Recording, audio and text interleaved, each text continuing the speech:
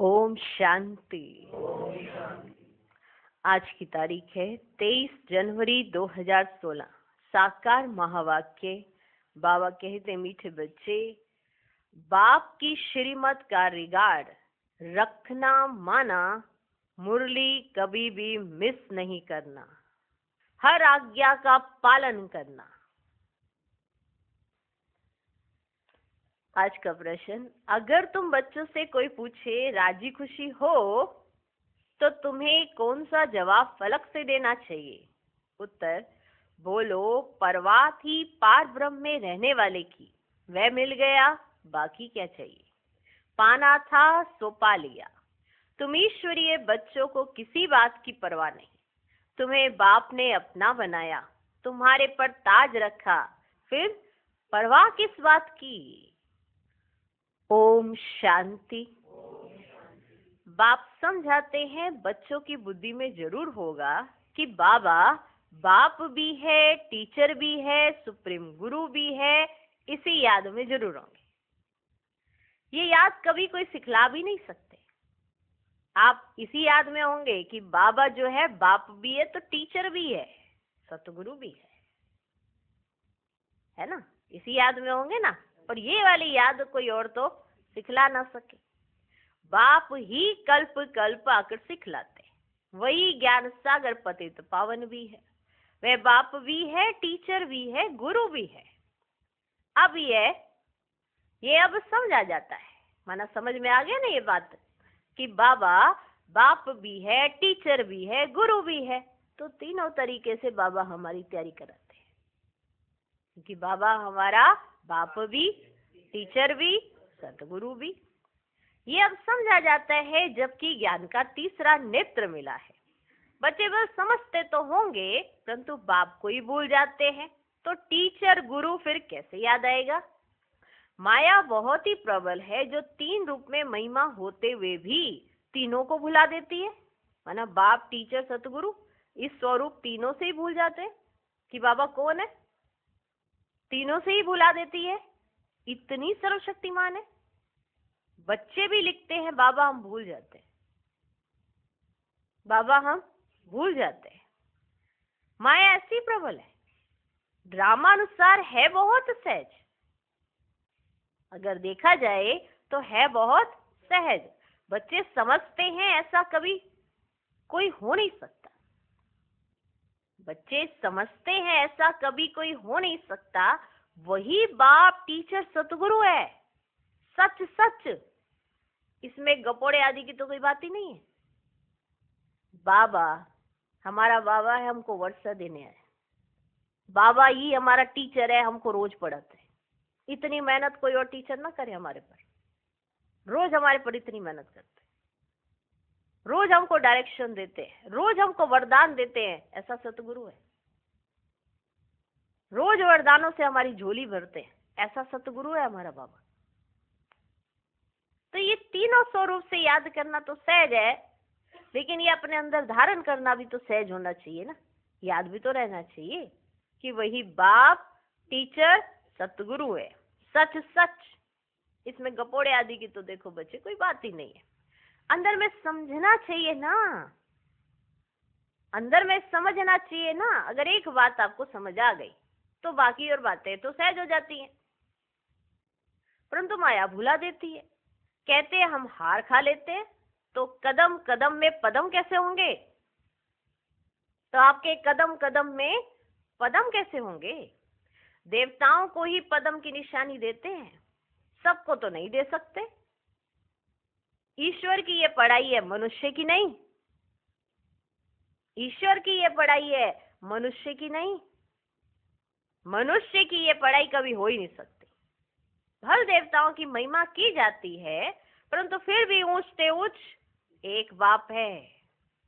बाकी उनकी बड़ाई क्या है। आज गदाई कल रजाई। सबसे ऊंचते ऊंचे तो एक बाप है, बाकी और किसकी बड़ाई क्या है। आज गदाई कल रजाई। अभी तुम पुरुषार्थ कर रहे हो ऐसा बनने का। जानते हो इस पुरुषार्थ में बहुत फेल होते। पढ़ते फिर भी इतने हैं जितने कल्प पहले पास हुए थे। वास्तव में ज्ञान है भी बहुत सहज, परंतु माया भुला देती है। बाप कहते अपना चार्ट लिखो, बाप कहते अपना चार्ट लिखो, परंतु लिख नहीं पाते। बाबा ने कहा अपना चार्ट लिखो, तो लिख नहीं पाते। कहां तक बैठ लिखें? अगर लिखते भी हैं तो जांच करते हैं 2 घंटा याद में रहे, फिर वह भी उन्हों को मालूम पड़ता है। जो बाप की श्रीमत को अमल में लाते हैं उन्हों को ही पता पड़ता है कि हम क्या कर रहे हैं क्या नहीं कर रहे। जो बाप की श्रीमत को अमल में लाते हैं, बाप तो समझेंगे। इन बेचारों को लज्जा आती होगी, बाप तो समझेंगे, इन बेचारों को लज्जा आती होगी। नहीं तो श्रीमत अमल में लानी चाहिए। माँ बाप समझ रहे हैं कि पता नहीं इन्हों को लज्जा भी आती है कि नहीं आती। नहीं तो एक बार की गलती चलो 2 बार माफ हो गई, 3 बार माफ होगी, 4 बार माफ होगी, बार बार हो रही है तो उसका क्या अर्थ हुआ? आदत ही बन गई है ना। क्या कहेंगे? बच्चा एक बार फेल होता है उसको बड़ी लज्जा आती है, माना वो फेल हुआ, पूरी क्लास पास होगी, वो फेल हुआ, उसको बहुत लज्जा आती है। तो अगले साल वो बहुत मेहनत करता है। ठीक है, एक ऐसे बच्चे होते हैं एक बार फेल हुए, क्या बड़ी बात है, मेरे साथ 4 और भी तो फेल हुए, पेपर ही ऐसे आए थे आउट ऑफ सिलेबस। फिर दूसरे साल फिर सोचा अरे इतने परसेंटेज थोड़ा आ जाती है, फिर दूसरी बार फिर फेल हो गया।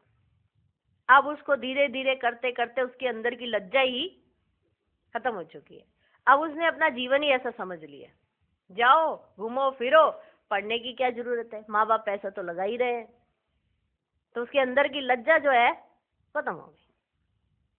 तो बाबा कहते हैं कि इनको लज्जा नहीं आती है क्या? नहीं तो श्रीमत को तो अमल में लाना चाहिए ना। हमेशा ये क्यों कह देते हैं कि माया आती है, ये होता है, वो होता है? हमेशा एक्सक्यूज क्यों देते हैं, माना कारण क्यों बताते हैं? ये हो गया, वो हो गया, कोई ना कोई कारण अपनी बुद्धि में फिक्स रहता है, और कारण होने से निवारण नहीं होता है कभी भी। जो व्यक्ति निवारण सोचता है तो वो पार कर जाता है। पढ़ाई करने वाले छोटे छोटे बच्चे जिन्होंने इतना बड़ा नाम किया, वो ये नहीं सोचते थे हमारे घर में तो लाइट नहीं है, हमारे घर में तो बिजली नहीं है। उनका इंटरेस्ट होता था हमको तो पढ़ के लायक बनना है ना, तो वो कैसे भी साधन अपनाते थे, मोमबत्ती जगाते थे, पढ़ना है ना। क्योंकि जब फेल होंगे तो किसी ने नहीं पूछना तुम्हारे घर में क्या हुआ था, तब तो यही होगा। अगर हम पास कर जाएंगे और अच्छे नंबर लेंगे तो हम दूसरों को बताएंगे, देखो हम मोमबत्ती की लाइट में पढ़ते थे, हमने ऐसा किया, तो दूसरे भी वंडर खाएंगे, इतनी मेहनत की आपने। आजकल स्पेशल मोमबत्ती जला के पढ़ते हैं कि हम ये भी एक अलग से एक उमंग उत्साह में। पहले लोगों के पास लाइट नहीं होती थी, तो लाइटें नहीं होती थी तो मोमबत्ती जलाते थे। अब खुशी के लिए मोमबत्तियां जलाते हैं, वरना ट्रेंड ही चेंज हो गए सब कुछ। लेकिन अंदर के जो फीलिंग है वो तो नहीं आई ना, जो उन्हों के अंदर थी, हमको लायक बनना है, हमको लायक बनना है। तो बाबा पूछ रहे हैं जो श्रीमत को अमल में नहीं लाते हैं तो फिर उनको इसका मतलब लज्जा नहीं आती है। दादी कहती कि अगर कोई एक भी दिन मुरली मिस करता है और सारे दिन में उसको टाइम नहीं मिलता, कहता कि हमको टाइम नहीं मिला, हमको नौकरी पे जाना था, हमको ऐसा करना था, हमको ऐसा करना था, तो दादी कहती थी, हमारी दादी प्रकाशमणि, कि हम उनको ब्रह्मा कुमार कुमारी मानते ही नहीं जो बाबा की मुरली के बगैर रह रहे।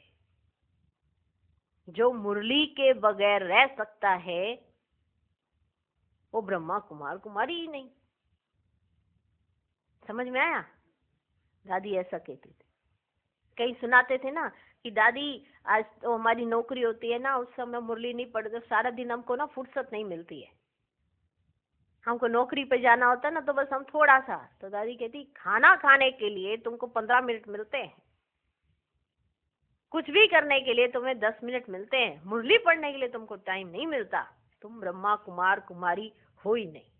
मुरली के प्रति कितना रिगार्ड बड़ों का दादियों ने हमको सिखाया, कितना रिगार्ड मुरली के प्रति।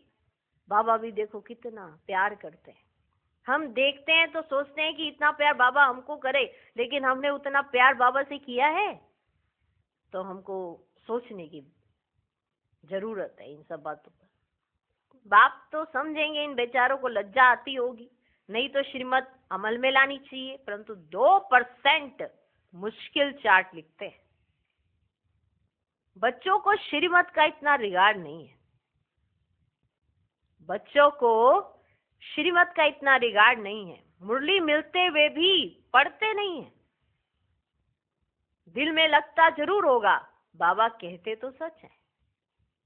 हम मुरली नहीं पढ़ते तो बाकी औरों को समझाएंगे क्या? मुरली के प्रति कितना प्यार, कितना समर्पण होना चाहिए। मुरली ही नहीं पढ़ते हैं, मुरली ही नहीं सुनते हैं, तो ये ब्राह्मण जीवन थोड़ा है। फिर ये ब्राह्मण जीवन ही नहीं है ना, फिर तो ये शूद्र जीवन हो गया। शूद्र जीवन में हमारे पास मुरली नहीं थी, ब्राह्मण जीवन में बाबा है, बाबा की मुरली है हमारे पास, तब ब्राह्मण कहलाए जाते हैं हम। एक भी दिन मुरली अगर कोई मिस करता है तो वो ब्राह्मण नहीं है। और कारण ढूंढते हैं, ऐसा हो गया ना, ऐसा हो गया ना। वो कारण क्या है? आपको तो मुरली के द्वारा निवारण देने बाबा आया है, आपने तो अपना निवारण लिया ही नहीं। एक भी दिन मुरली मिस नहीं होनी चाहिए, एक भी दिन।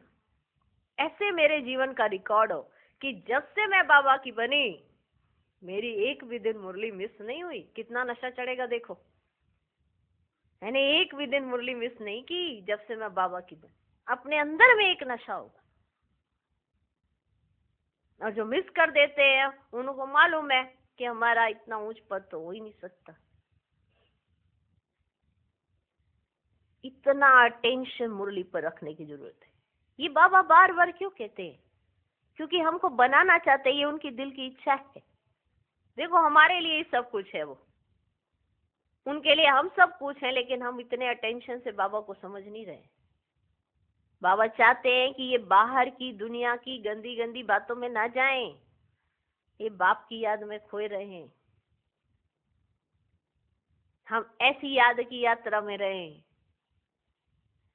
ये था, आज बाबा टीचर है, टीचर।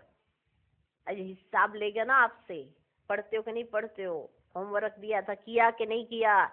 इसलिए बाबा ने शुरू में बताया, बाबा बाप भी है, टीचर भी है। सतगुरु के रूप में तो रोज वरदान मिलते हैं हमको, रोज वरदान होता है हमारे पास, लेकिन ये टीचर के रूप में देखो बाबा पढ़ा रहे। फिर क्या होगा? धर्मराज बन जाएंगे। और धर्मराजपुरी में क्या होगा? अभी तो जैसे बाबा कहते हैं ना, मुझको सुनाओ तो तुम्हारा आधा हो सकता है। तुमने कुछ भी किया तो मुझको सुनाएंगे सच सच तो तुम्हारा आधा हो जाएगा, तुम्हें सजा आधी मिलेगी। लेकिन वहां पे क्या होगा? धर्मराजपुरी में आधा नहीं होगा, बाबा सुनेगा ही नहीं, सीधा ही धर्मराजपुरी में चले जाएंगे। कितना हमको ध्यान देने की जरूरत है, हम अलर्ट रहें। अगर अलर्ट नहीं है तो फिर नुकसान हमारा ही है।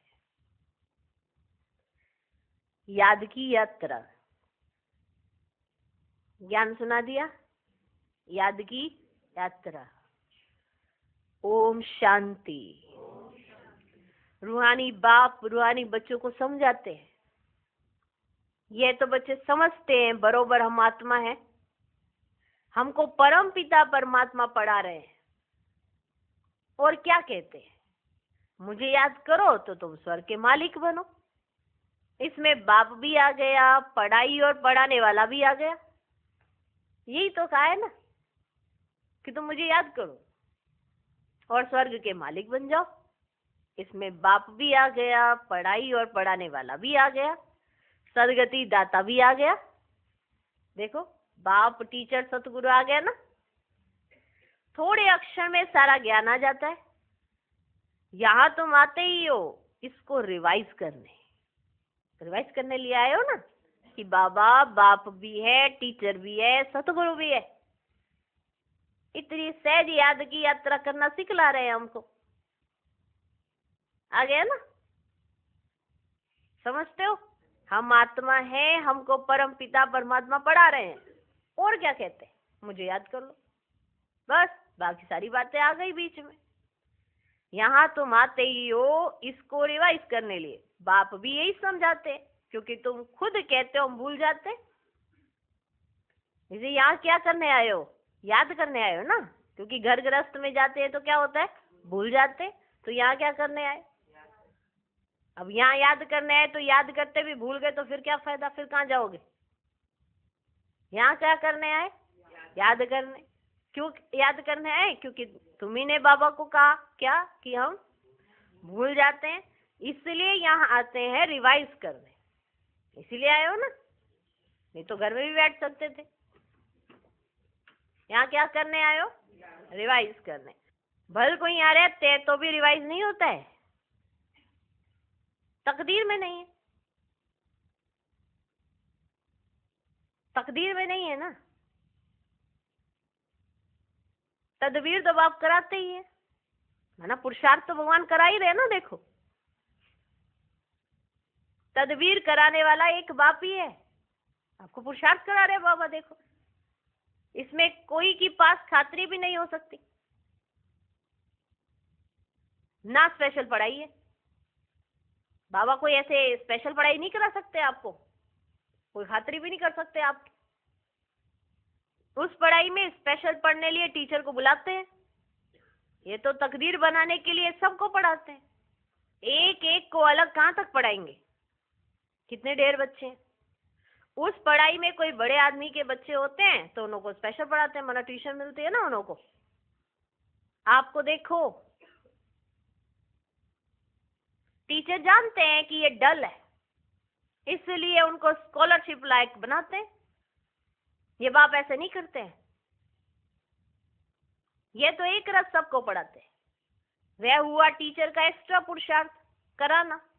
टीचर ने एक्स्ट्रा पुरुषार्थ कराया ना, ये तो एक्स्ट्रा पुरुषार्थ किसको अलग से कराते नहीं। कौन? बाबा। बाबा जो इस समय अभी क्या है, टीचर, टीचर के रूप में देखो अभी, तो वो एक्स्ट्रा पुरुषार्थ तो कराते नहीं। एक्स्ट्रा पुरुषार्थ माना ही मास्टर कुछ कृपा करते हैं, इसका मतलब उसने, टीचर ने अलग से अपना टाइम दिया, मास्टर जी ने अलग से टाइम दिया, तो इसका मतलब अलग से कृपा हो गई। ये नहीं कराते ऐसा। ऐसे तो भल पैसे लेते हैं, खास टाइम दे पढ़ाते हैं, जिससे वे जास्ती पढ़कर होशियार होते हैं। यहाँ तो जास्ती कुछ पढ़ने की बात है ही नहीं ना। एक ही समय है, एक ही समय याद का है, एक ही समय पढ़ाई करने का। पूरे विश्व की आत्माओं के लिए एक ही समय है। इनकी तो बात ही नहीं है, नई बात है ना ये। देखो, बातें ही नहीं है। एक ही महामंत्र देते हैं, कौन सा? मन मना भव। याद से क्या होता है ये तो समझते हो, बापी पतित पावन है, जानते हो उनको याद करने से ही पावन बनेंगे। ये तो समझ में आ गया है ना कि उनको याद करेंगे तो ही पावन बनेंगे। अब तुम बच्चों को ज्ञान है, जितना याद करेंगे उतना पावन बनेंगे, कम याद करेंगे तो कम पावन बनेंगे। समझ आया? जितना याद करेंगे उतना पावन बनेंगे, कम याद करेंगे तो कम पावन बनेंगे। ये तुम बच्चों के पुरुषार्थ पर है, इसमें बाबा कुछ एक्स्ट्रा नहीं करा सकते। ये तुम बच्चों के पुरुषार्थ पर है। कहीं कहते हैं ना हमको ये नहीं मिला, हमको ये नहीं मिला। क्यों नहीं मिला? अपने ऊपर चेक करो, आपका पुरुषार्थ कम है, आपको प्राप्ति महसूस नहीं हो रही तो आप चेक करो ना। पढ़ाई तो एक ही है, योग भी आप ही कर रहे हो, पढ़ाई भी सब एक ही तरह से पढ़ रहे हैं, मुरली हर एक के पास पहुंच रही है।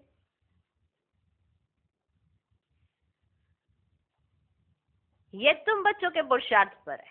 बेहद के बाप को याद करने से हमको ये बनना है लक्ष्मी नारायण, तो कितनी मेहनत करनी पड़े। उन्हों की महिमा तो हर एक जानते हैं, लक्ष्मी नारायण की महिमा तो हर एक जानते हैं ना। कहते भी हैं आप पुण्य आत्मा हो, हम पाप आत्मा है। जाते हैं ना इनों के पास तो ऐसे गायन करते हैं।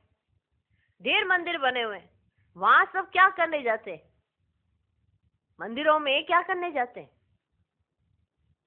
दर्शन से फायदा तो कुछ भी नहीं, एक दो को देख चले जाते कि ये जा रहे हैं ऊपर, वहां दरबार में, हमें भी ले चलो। पड़ोस में कोई जा रहा होता है तो उमंग आता है तो हम भी जाएंगे। एक दो को देख चले जाते, बस दर्शन करने जाते। फलाना यात्रा पर जाता है, हम भी जावें। इससे क्या होगा? कुछ भी नहीं। तुम बच्चों ने भी यात्राएं की हैं, जैसे और त्योहार मनाते हैं ना, वैसे यात्रा भी एक त्योहार समझते। अभी तुम याद की यात्रा भी एक त्योहार समझते हो। तुम याद की यात्रा में रहते हो, अक्षर ही एक है, मनमनाभ हो। ये तुम्हारी यात्रा अनादि है। वे भी कहते हैं वे यात्रा हम अनादि करते आए हैं, परंतु तुम अभी ज्ञान सहित कहते हो हम कल्प कल्प ये यात्रा करते हैं। बाप ही आकर ये यात्रा सिखलाते। वे चारों धाम जन्म बाय जन्म यात्रा करते हैं।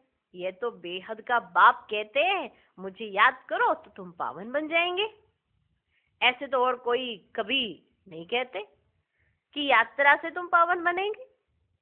ऐसे तो और किसी को कहना भी नहीं आएगा कि यात्रा से तुम पावन बनेंगे। मनुष्य यात्रा पर जाते हैं तो वे उस समय पावन रहते हैं। आजकल तो वहां भी गंद लगा पड़ा है, पावन नहीं रहते। इस रूहानी यात्रा का तो किसको देखो बच्चे पता ही नहीं है। तुमको भी बाप ने बताया है ये याद की यात्रा है सच्ची। वे यात्रा का चक्कर लगाने जाते हैं, फिर भी वैसे का वैसा बन जाते हैं, चक्कर लगाते रहते हैं। जैसे वास्को डी गामा ने सृष्टि का चक्कर लगाया ना, ये भी चक्कर लगाते हैं ना। गीत में भी है ना, चारों तरफ लगाए फेरे फिर भी हरदम दूर रहे। भक्ति मार्ग में तो कोई मिला नहीं सकते, भगवान कोई को मिला नहीं, भगवान से दूर ही रहे। फेरे लगा लगा कर फिर भी घर में आकर पांच विचारों में फंसते हैं। वे सब यात्राएं हैं देखो बच्चे झूठी। अभी तुम बच्चे जानते हो ये है पुरुषोत्तम संगम युग, जबकि बाप आए हैं। एक दिन सब जान जाएंगे बाप आया हुआ है। भगवान आखिरी मिलेगा, लेकिन कैसे ये तो कोई भी जानते नहीं। ये तो मीठे मीठे बच्चे जानते हैं कि हम श्रीमत पर इस भारत को फिर से स्वर्ग बना रहे हैं।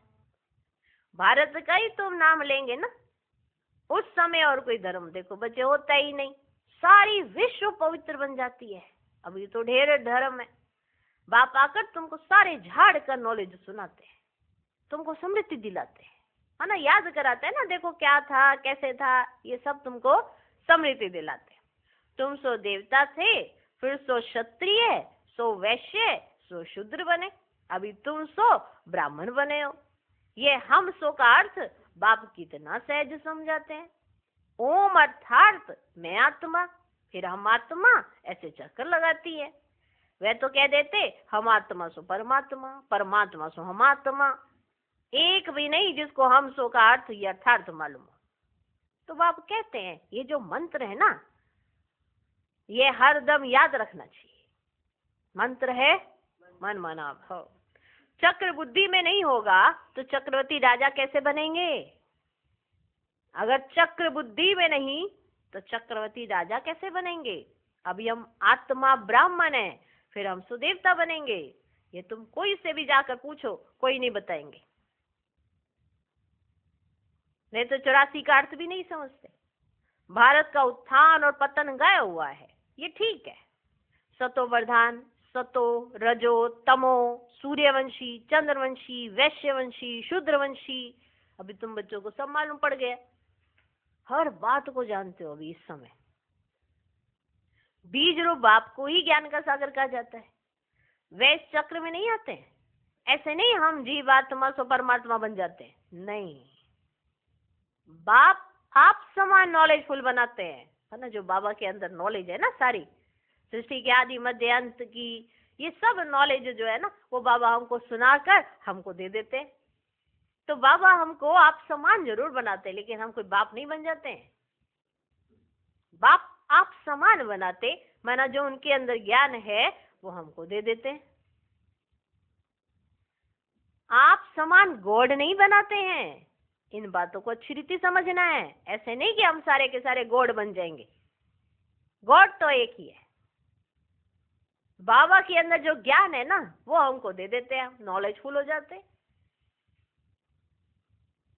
तब बुद्धि में चक्र चलता है, चल सकता है ना। तब बुद्धि में चक्र चल सकता है, जिसका नाम स्वदर्शन चक्र रखा है।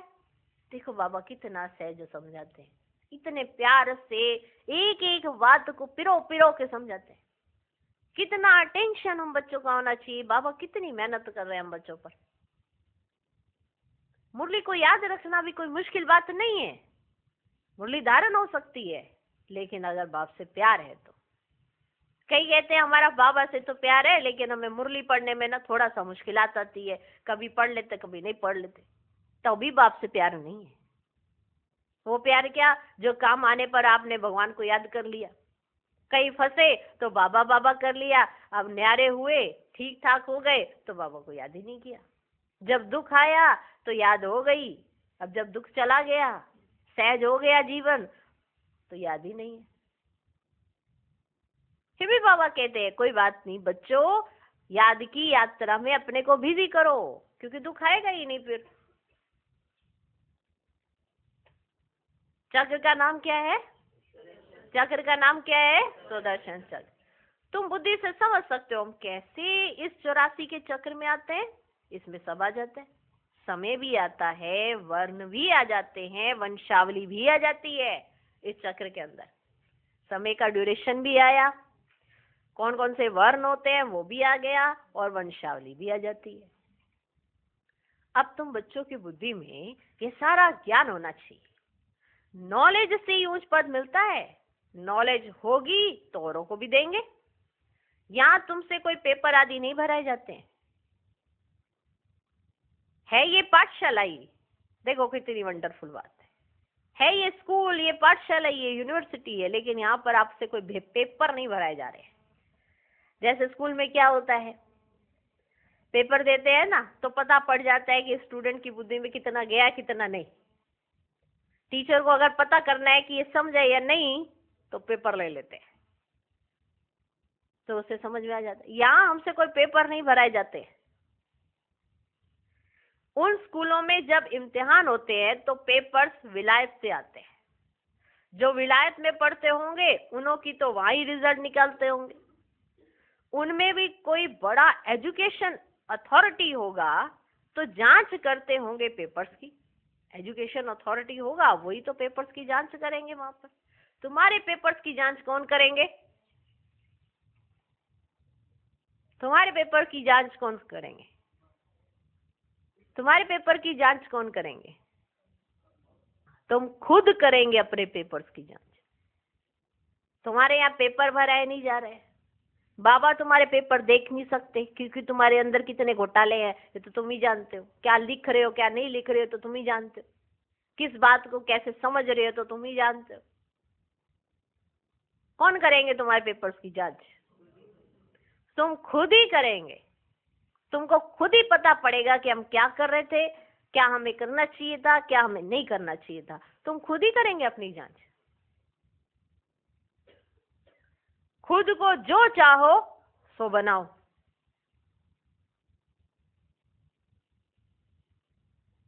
खुद को जो चाहो सो बनाओ। पुरुषार्थ से जो चाहे सो पद बाप से ले लो। पुरुषार्थ करोगे तो बाबा तुमको पद देंगे। जो पद चाहिए तुम्हें वो बाबा से अभी ले लो। प्रदर्शनी आदि में बच्चे पूछते हैं ना क्या बनेंगे, जब प्रदर्शनी समझाते हैं ना तो जो भी आते हैं भाई बहन उनसे पूछा जाता है कि आप क्या बनेंगे, देवता बनेंगे, बैरिस्टर बनेंगे, क्या बनेंगे, ऐसे पूछते हैं ना प्रदर्शनी में। जितना बाप को याद करेंगे, सर्विस करेंगे, उतना फल मिलेगा। जो अच्छी रीति बाप को याद करते हैं वे समझते हैं हमको सर्विस भी करनी है। जो याद की यात्रा में अच्छी रीति रहते हैं उनको ये बात समझ में आती है कि हमको सर्विस भी करनी है। वही सेवा में अपना सब्जेक्ट में भी नंबर ले सकते हैं। हमारे 4 सब्जेक्ट है। जो ज्ञान सुनेंगे, अलर्ट होके सुनेंगे तो उनको याद आएगा कि अरे बाबा ने ये कहा है, तो उनका योग भी लगा रहेगा। अब जब उनका योग लगा रहेगा तो उनकी धारणाएं भी पक्की होती जाएंगी। अब जब धारणाएं पक्की होती जाएंगी तो उस पर मान वो सेवा भी कर सकेंगे। जैसे बाबा ने कहा जो याद की यात्रा में होंगे उनको संकल्प आएंगे कि हमको सर्विस भी करनी है, प्रजा बनानी है ना, ये राजधानी स्थापन हो रही है तो इसमें सब चाहिए। वहां वजीर होते नहीं, वजीर की दरकार उनको रहती जिसको अकल कम होता है, वजीर उसको चाहिए। तो वहां तो वजीर होते ही नहीं, वजीर की दरकार उनको रहती जिसको अकल कम होता है। तुमको वहां राय की दरकार ही नहीं रहती है। बाबा के पास राय लेने आते हैं, स्थूल बातों की राय लेते हैं। बाबा के पास आते हैं कई बच्चे, स्थूल बातों की राय लेते हैं।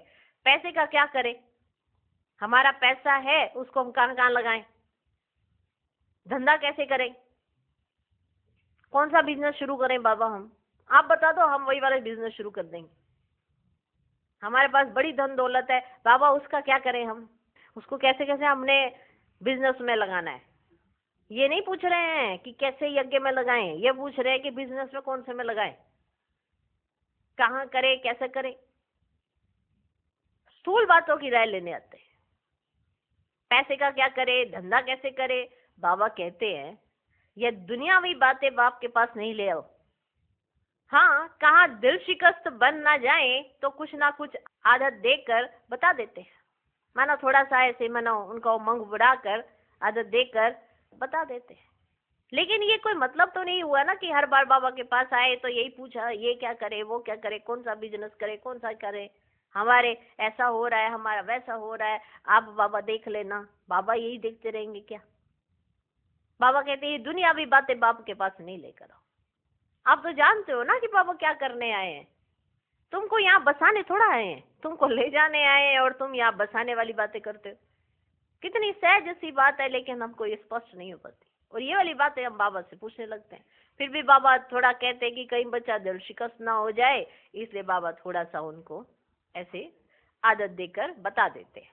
ये कोई मेरा धंधा नहीं है। बाबा बता देते ये कोई मेरा धंधा नहीं है, मेरा तो ईश्वरीय धंधा है तुमको रास्ता बताने का, कि कहीं तुम्हारी बुद्धि भटक ना जाए, क्योंकि भटकाने की चीजें बहुत है। मैं तुमको भटकने नहीं दूंगा, ये मेरा धंधा है। अगर तुम मेरे रास्ते पर चलेंगे तो ये मेरा धंधा है। ये धंधा नहीं है कि मैं तुम्हारी दुनियावी बातें मैं उनके बारे में बताता रहूं। तुम विश्व का मालिक कैसे बनो, ये मैं समझा सकता हूं तुमको। मेरा तो ईश्वरीय धंधा है तुमको रास्ता बताने का। तुम विश्व का मालिक कैसे बनो, तुमको मिली है श्रीमत, बाकी सब है आश्रीमत। सतयुग में कहेंगे श्रीमत, कलयुग में आसुरीमत, वे ही सुखधाम। वहां ऐसे भी नहीं कहेंगे कि राजी खुशी हो, वहां ऐसे भी नहीं कही जाएगा। कहां पर? सतयुग में ऐसे नहीं कोई देवी देवता आपस में पूछेंगे राजी खुशी हो, ये यहाँ भी पूछा जाता है। वहां ऐसे भी नहीं कहेंगे कि राजी खुशी हो, तबीयत ठीक है। वहां ऐसे भी नहीं कहेंगे राजी खुशी हो, तबीयत ठीक है। ये अक्षर वहां होते ही नहीं। तबीयत अक्षर ही नहीं है, राजी खुशी हो ये भी अक्षर नहीं है वहां। ये यहाँ पूछा जाता है। कोई तकलीफ तो नहीं है, पूछा जाता है यहाँ पर, कोई तकलीफ तो नहीं है, राजी खुशी हो, कोई तकलीफ तो नहीं है, राजी खुशी हो। इसमें भी बहुत बातें आ जाती। वहां दुख है ही नहीं जो पूछा जाए, ये है ही दुख की दुनिया। वास्तव में तुमसे कोई पूछ नहीं सकता। भल माया गिराने वाली है तो भी बाप मिला है ना। तुम कहेंगे क्या तुम खुश खैराफत पूछते हो, हम ईश्वर के बच्चे हैं, हमसे क्या खुश खैराफत पूछते हो। हमारे जैसा खुश नसीब कोई नहीं। ऐसी खुशी दिखनी चाहिए ना। अगर मुरझाए हुए होंगे, कोई आके पूछेगा और बाबा का ये सुना देंगे, वो कहेंगे शक्ल तो तुम्हारी ऐसी दिखाई पड़ रही है कि तुम मुरझाए हुए हो। परवाह थी पार ब्रह्म में रहने वाले बाप की, वह मिल गया फिर किसकी परवाह। ये नशा अंदर तक होना चाहिए, ये महसूसता अंदर तक होनी चाहिए कि मुझे किसकी परवाह थी और वही मिल गया, फिर मुझको किसकी परवाह। ये हमेशा याद करना चाहिए। हम किसके बच्चे हैं। यह भी बुद्धि में ज्ञान है कि जब हम पावन बन जाएंगे तो फिर लड़ाई शुरू हो जाएगी। तो जब भी तुमसे कोई पूछे कि तुम खुश राजी हो, तो बोलो हम तो सदैव खुशहाल हैं, हम सदैव खुश राजी है। बीमार भी हो तो भी बाप की याद में हो। तुम स्वर्ग से भी जास्ती यहाँ खुश राजी हो, जबकि स्वर्ग की बादशाही देने वाला बाप मिला है, जो हमको इतना लायक बनाते हैं, तो हमको क्या परवाह रखी है। ईश्वर के बच्चों को क्या परवाह, वहां देवताओं को भी परवाह नहीं, देवताओं के ऊपर तो है ईश्वर, तो ईश्वर के बच्चों को क्या परवाह हो सकती है। बाबा हमको पढ़ाते हैं, बाबा हमारा टीचर सतगुरु है, बाबा हमारे ऊपर ताज रख रहे हैं, हम ताजधारी बन रहे हैं। तुम जानते हो हमको विश्व का ताज कैसे मिलता है? बाप नहीं ताज रखते हैं, यह भी तुम जानते हो। सत्युग में बाप अपना ताज अपने बच्चों पर रखते हैं, जिसको अंग्रेजी में कहते हैं क्राउन प्रिंस। यहाँ जब तक बाप का ताज बच्चे को मिले तब तक बच्चे को उत्कंठा रहेगी, कहाँ बाप मरे तो ताज हमारे सिर पर आवे। यहाँ की हालत ऐसी है, यहाँ की हालत ऐसी है कि वो कहते हैं कि कब बाप मरे तो ताज हमारे सिर पर आवे। माँ बाप बैठे होते हैं तो भी कहते हैं ये प्रॉपर्टी हमारे नाम कब कर रहे हो। कमाल है। नहीं, इनके जाने के बाद हमारे यहाँ पे बीच में पंगा पड़ गया तो हमारे नाम करके जाओ, अभी से करो हमारे नाम। माँ बाप बैठे हुए हैं,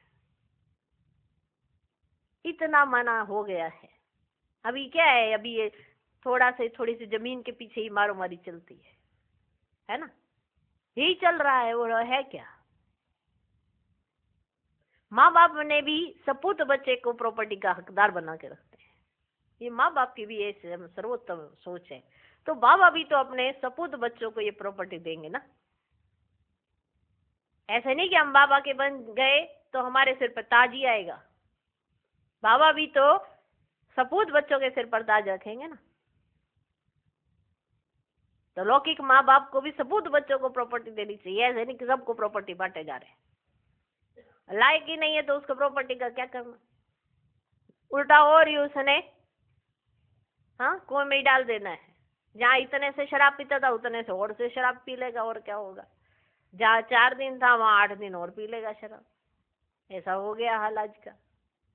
और ऐसी अवस्था है देखो कि बच्चा सोचता है कि कब ये बाप मरे ना तो ताज हमारे सिर पर आवे। आश होगी प्रिंस से महाराजा बनूं, वहां तो ऐसी बात नहीं होती। यहाँ हर एक को लगी रहती है कि कब मैं ताज पे बैठूं, कब मेरा बाप ऐसे हटे, यहाँ लगी रहती है। अब ताज तो रहा नहीं तो प्रॉपर्टी रही है, तो जिसके पीछे देखो, कल भी बाबा ने कहा माँ बाप को मारते, परिवार को खत्म करते, देरी नहीं लगाते। हमारा वो कागज के नोटों के पीछे कितनी मारो मारी है क्या? कुछ भी नहीं। और सत्युग में ऐसी कोई बात होती ही नहीं। अपने समय पर कायदे अनुसार बाप बच्चों को ताज देकर फिर किनारा कर लेते हैं, कायदे अनुसार। माँ बाप भी वहां कायदे से चलते हैं ना, बच्चे भी कायदे से चलते हैं, माँ बाप भी कायदे से चलते हैं। तो माँ बाप भी एक समय आने पर अपनी सारी प्रॉपर्टी उन्हों को विल करके खुद किनारा कर देते हैं। वहां वानप्रस्थ की चर्चा होती नहीं।